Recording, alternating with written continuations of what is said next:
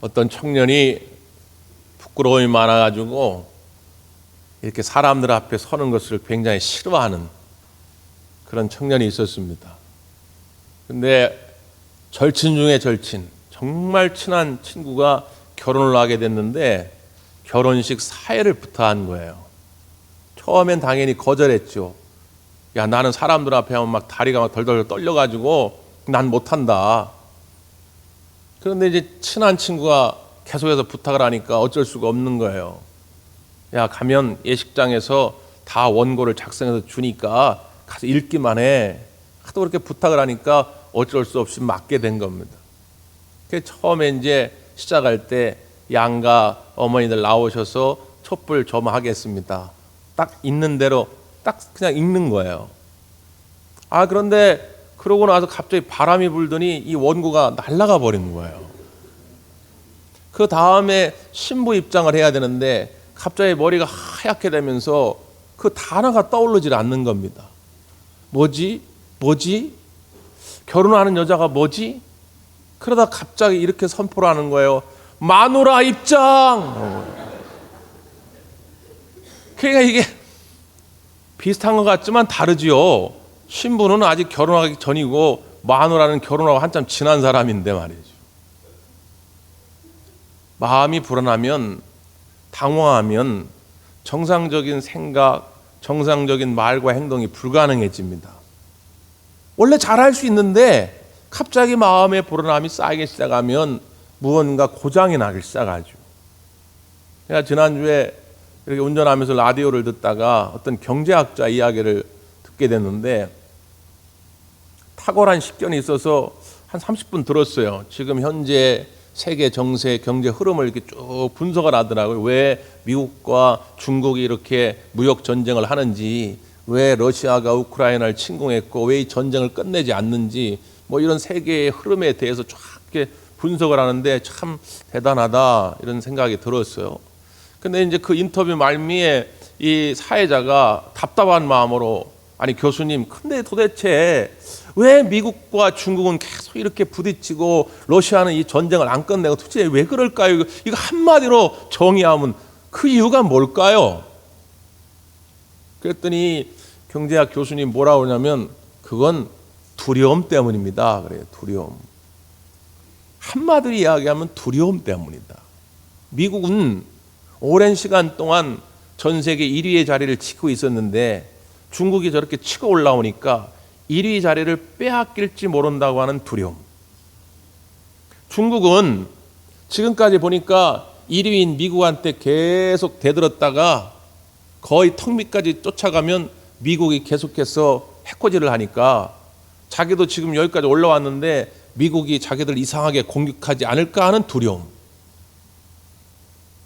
러시아도 자기 나름대로 자기들의 영역을 구축했는데 우크라이나가 나토, 유럽연합에 붙어가지고는 자기들 코앞까지 닥쳐오게 되니까 자신들의 영역, 입지가 흔들릴까 하는 두려움.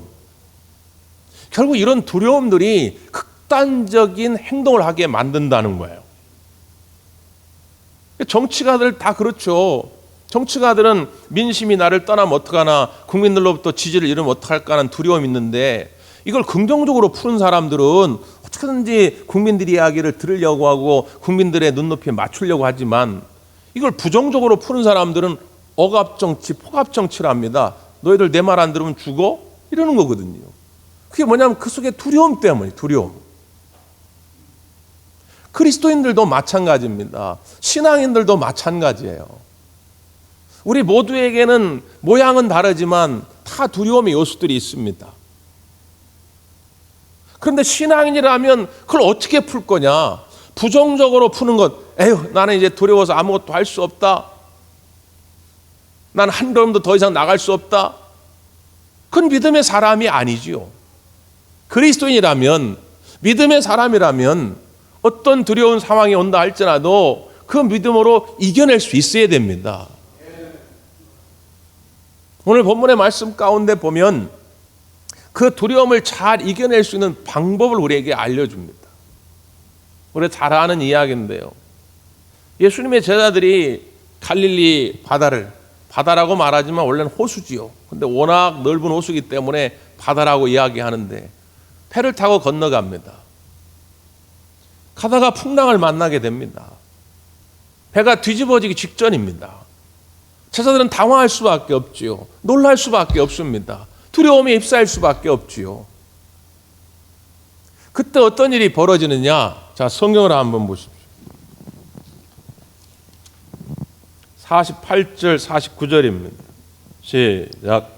바람이 거스름으로 제자들이 힘겹게 노젓는 것을 보시고 밤 사경쯤에 바다 위로 걸어서 그들에게 오사 지나가려고 하심에 제자들이 그가 바다 위로 걸어오심을 보고 유령인가 하여 소리 지르니.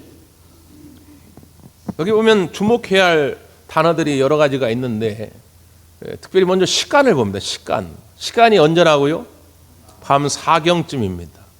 밤 사경은 지금 우리 시간으로 하면 새벽 3시에서 6시 사이입니다. 이 밤 사경의 시간대는 묘한 분위기가 있습니다. 양면의 분위기가 있어요. 하나는 뭐냐면 칠흑 같은 어둠입니다. 한 치 앞을 볼 수가 없어요. 더 이상 이 어둠에서 빠져나오지 못할 것 같은 심한 절망감으로 끌어가는 순간입니다. 그런데 반면에 이 시간대는 조금 지나가면 해가 뜹니다. 어둠이 물러가고 빛이 찾아옵니다. 그렇게 영원할 것 같은, 절대로 빠져나오지 못할 것 같은 어둠의 순간이 지나가 버리고 빛의 순간이 찾아옵니다. 이 시간대가 밤 사경이에요. 묘하지요. 우리의 인생도 늘 이 양면을 가지고 있다 그 말이에요. 한편으로는 더 이상 빠져나오지 못할 것 같은 어둠의 순간. 그러나 그것만 잘 이겨내면 우리에게는 반드시 빛의 순간이 찾아오게 될 줄 믿습니다. 이걸 잘 하셔야 돼요. 이 선택을 잘 하셔야 한단 말이죠. 또한 주목해야 할 단어들이 있습니다. 보시고, 걸으사, 오사 이렇게 돼 있어요. 주체는 누굽니까? 예수님. 예수님이 보셨다는 거예요. 예수님이 걸으셨다는 거예요. 심지어 물 위를 걸으셨다는 거예요. 그리고 내게 오셨다는 거예요. 예수님은 지금도 우리 형편을 보시고 우리 가운데 걸어서 오시는 줄 믿습니다. 나만 홀로 동떨어져서 괴로워하는 것이 아니라 예수님은 여전히 우리와 함께 하시며 우리를 보고 계시다는 거예요. 근데 문제는 뭐예요? 제자들이 그 예수님 오시는 걸 보고 마치 누구인 줄 알았다고요? 유령인 줄 알았대요. 유령. 유대인들은 이런 사고를 가지고 있었습니다. 물속에는 어둠의 권세가 주장한다고 생각한 거예요. 마귀의 세력들이 가득가득하다고 본 거예요. 왜냐하면 물고기 잡으러 갔다가 죽은 사람이 많습니다. 사고를 당한 사람이 많아요. 우리나라 사람들도 그래가지고 저 물속에는 뭔가 있나 보다 싶어서 만들어낸 게 뭐예요? 용왕신이에요. 왜냐하면 물고기 잡으러 갔다가 내 남편, 내 아들, 죽은 사람, 사고 당한 사람이 너무 많아. 저 못된 것들이 저 안에 있나 보다. 그러니까 유대인들도 그 물속에 대한 공포감이 있어요. 두려움이 있어요. 그런데 깜깜한 밤에 갑자기 저 물속에서 뭔가 훅 튀어나와가지고 자기들한테 척척척척 다가오는데 안 놀랄 수가 있습니까? 깜짝 놀라가 유령인 줄 알다. 유령. 여기에 우리의 두려움의 근원적인 이유가 어디 있는지를 보여줍니다.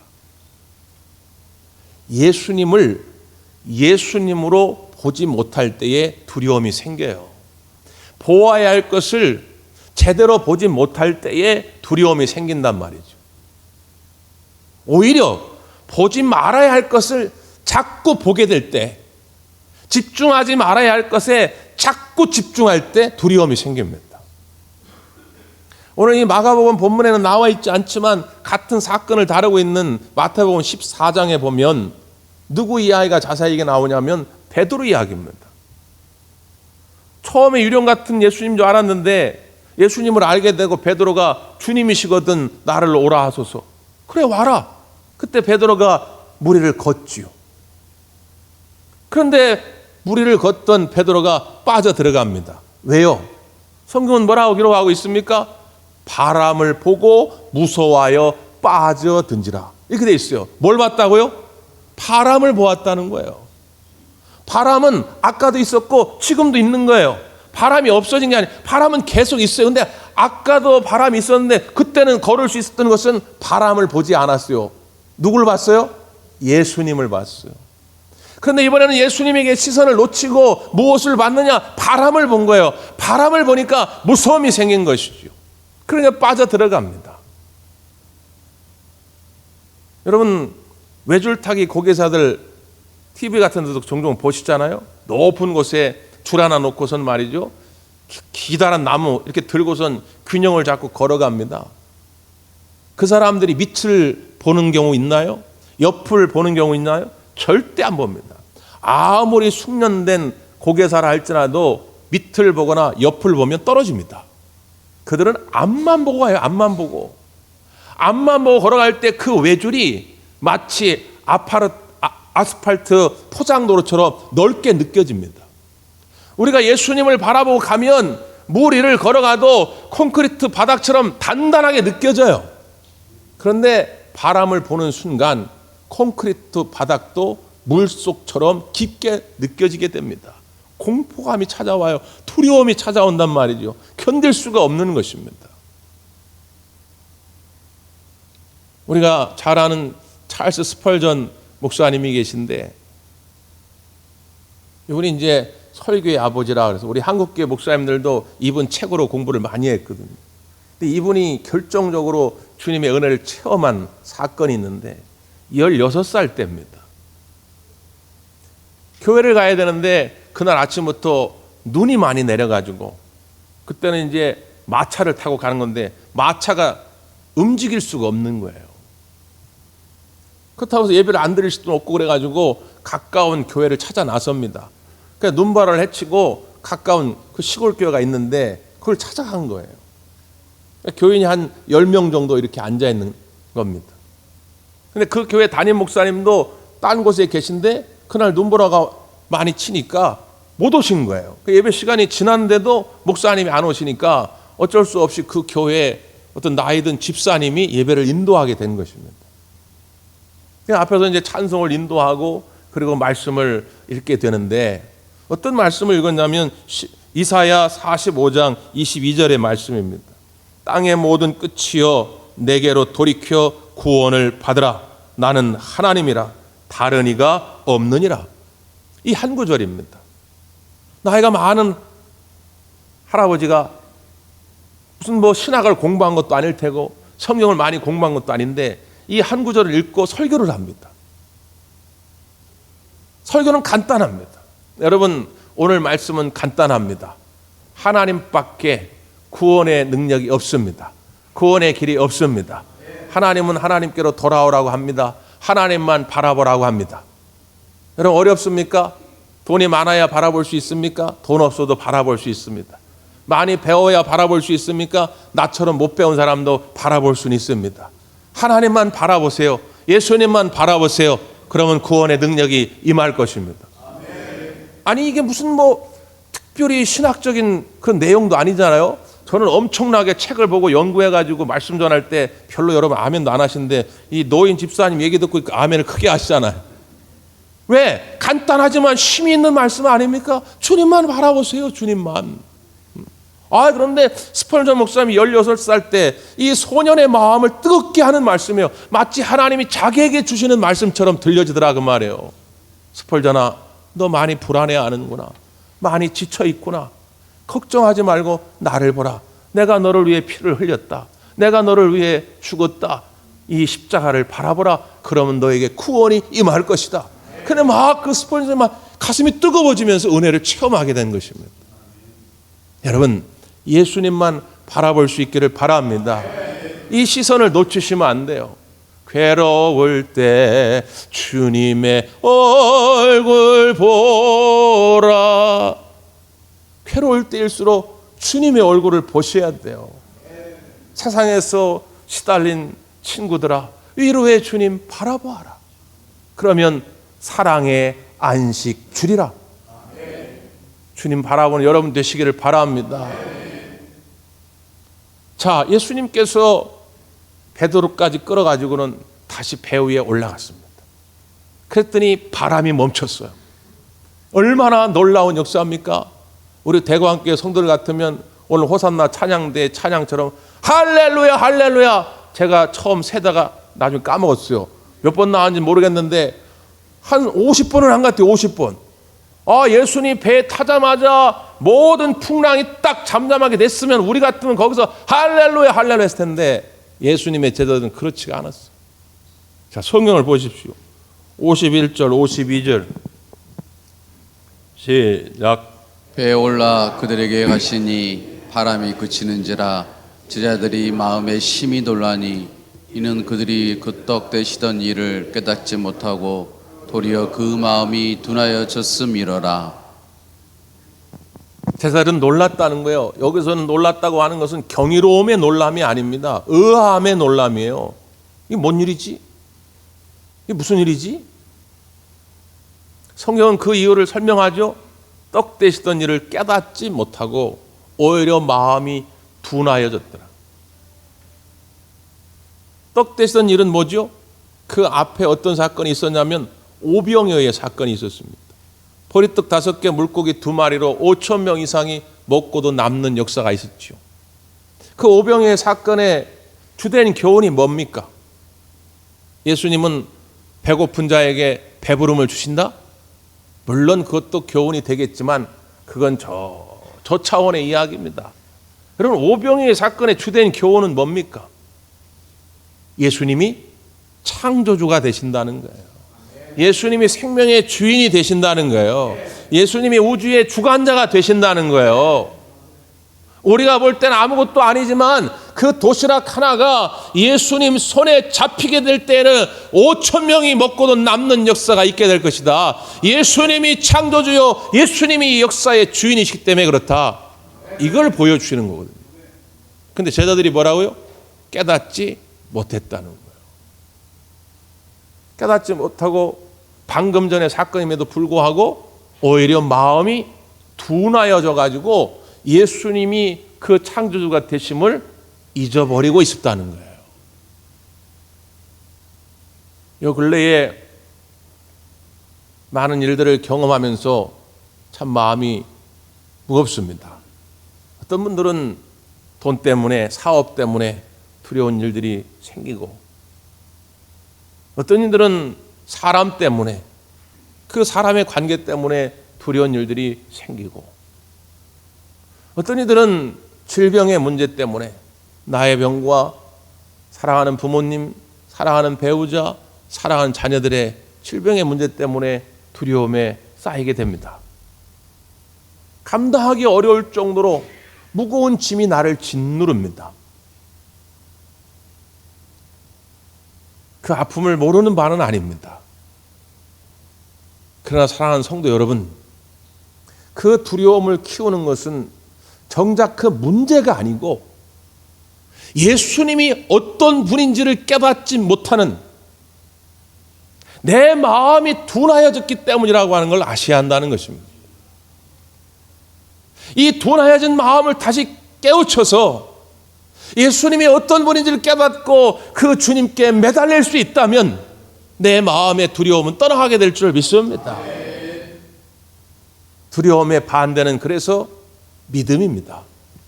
믿음이 우리의 두려움을 이겨내게 만드는 것이죠. 오늘 본문의 말씀이 끝나고 바로 덧붙여 이어진 사건이 뭡니까? 이 배가 이제 갈릴리를 지나 게네사렛이라는 동네에 도착하게 됩니다.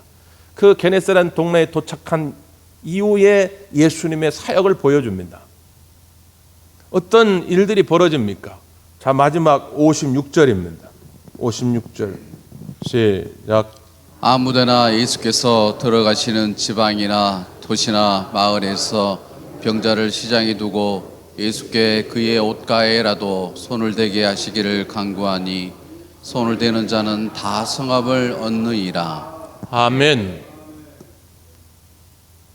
여기 예수님께 나온 사람들은 이전에 예수님을 본 사람도 물론 있겠지만 대개 많은 사람들은 예수님을 처음 본 사람들입니다. 자신들의 삶의 문제를 가지고 나온 사람들입니다. 그런데 그들에게 있었던 것, 귀중한 것, 그건 뭐냐? 예수님의 옷가에 손만 대어도 내 문제가 해결될 것 같다고 하는 그 믿음입니다. 그 믿음으로 예수님의 옷자락을 붙잡을 때에 그들 모두가 성함을 얻었다고 하는 것이죠. 풍랑 앞에서 벌벌 떨고 두려움에 쌓여있던 제자들과 얼마나 대비되는 모습입니까? 일부러 이 대비되는 장면을 성경의 기자는 딱 붙여놓았어요.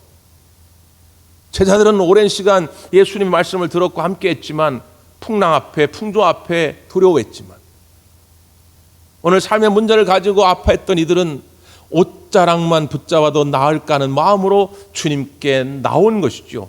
그때에 다 성함을 얻게 된 것입니다. 여러분, 우리말 가운데 엄두라는 말이 있습니다. 엄두. 사전적인 의미는 감히 무언가를 해보려고 하는 마음. 대개는 뒤에 수어가 부정적인 의미와 붙여져 씁니다. 엄두를 내지 못하다 이렇게 되지요.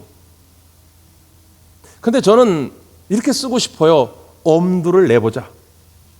왜냐하면 이 엄두라고 하는 말의 어원은 한자 염두에서 왔습니다. 염두. 생각 염자에 머리도 자입니다. 생각의 머리, 생각의 시작입니다. 계양산에 올라갈 때는 항상 날씨를 염두해야 돼. 안 그러면 낭패 볼 수 있어. 이러잖아요. 항상 등산할 때는 날씨를 염두해야 돼요. 생각의 첫머리, 생각의 가장 중요한 자리에 날씨가 있어야 한다는 거예요. 그 염두라는 말에서 엄두라는 말이 발생합니다. 여러분, 엄두를 내보자고 하는 건 내 생각의 첫머리를 바꿔보자는 거예요. 바람을 보면, 풍랑을 보면 이 생각의 첫머리에 자꾸 염려, 걱정, 근심만 쌓입니다. 그런데 그걸 보지 말고 내 생각의 첫머리를 바꿔서 예수님만 보자. 예수님의 옷만 붙잡으면 나에게 성함의 역사가 있을 것이다. 이 마음을 갖게 되면 내 인생은 이제 완전히 달라지기 시작합니다. 그 앞에 5장 가운데 엄두를 내보았던 두 사람의 이야기가 있습니다. 마가복 5장 등장하는 두 사람은, 한 사람은 누구냐면 12년 동안 혈혈증을 앓던 여인입니다. 그가 예수님의 옷자락을 붙잡죠. 성경은 뭐라고 표현했느냐? 제 마음에, 자기의 마음에 그 옷만 붙잡아도 나을까 함이더라. 이렇게 돼 있어요. 이 여인은 12년 동안 이렇게 저렇게 다 해봤지만 도저히 해결받지 못했습니다. 그런데 예수님의 옷을 붙잡을 때에 나을까 하는 마음으로 붙들었더니 그 혈류의 근원이 마르게 된 줄 믿습니다. 또 한 사람은 누구냐? 해당장 야이로입니다. 그의 딸이 죽을 병에 걸렸습니다. 예수님께 나왔습니다. 예수님을 모시고 지금 그의 집으로 가는 중입니다. 근데 중간에 신하들이 찾아왔습니다. 더 이상 그분을 괴롭게 하지 마십시오. 딸이 이미 죽었나이다. 청천벽력 같은 이야기죠.